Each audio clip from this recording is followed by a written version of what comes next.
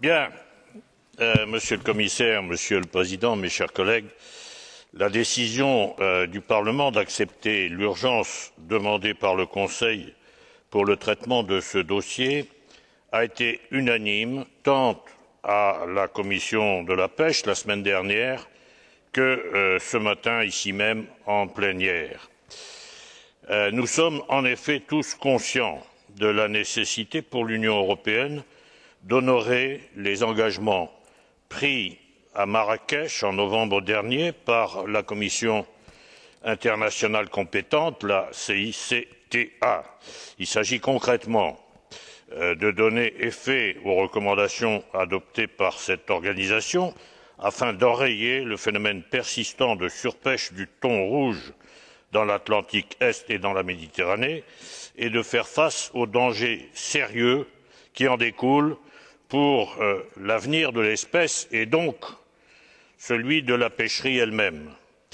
Deux de nos collègues de la commission de la pêche, Mme Fraga, M. Romeva i Rueda, étaient présents à Marrakech et vont s'exprimer à son sujet dans le cadre de ce débat. Je voudrais, pour ma part, rappeler l'importance que notre commission attache à ce dossier qui met en jeu les principales dimensions de la politique commune de la pêche, c'est-à-dire la gestion de la ressource, la gestion de la flotte, le respect des accords internationaux, régionaux et bilatéraux, les mesures techniques et surtout le contrôle, j'y reviendrai tout à l'heure. Ce dossier est donc caractéristique, il fait par conséquent figure de test à nos yeux de la crédibilité de cette politique commune de la pêche. Pour cette raison,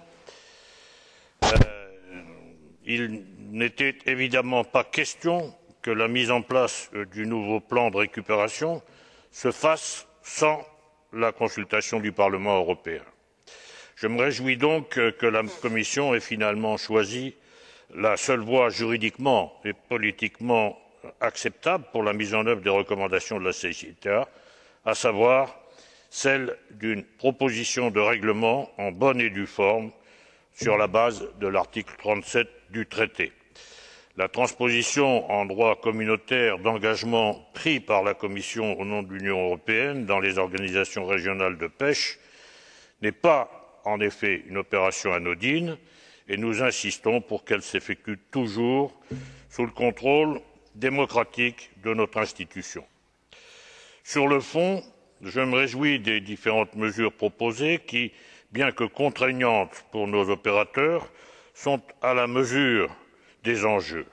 Et je souligne que les plus importantes de ces mesures sont certainement celles qui concerneront le contrôle, tant il est vrai que sans contrôle, aucun plan de reconstitution ne peut présenter d'efficacité. Je vous remercie donc, Monsieur le Commissaire, de cette proposition. Je vous invite à faire preuve d'autant de détermination dans la mise en œuvre concrète du plan lorsqu'il aura été entériné par le Conseil que vous en avez mis dans la conclusion d'un accord satisfaisant au niveau de la CICTA. Merci de votre attention.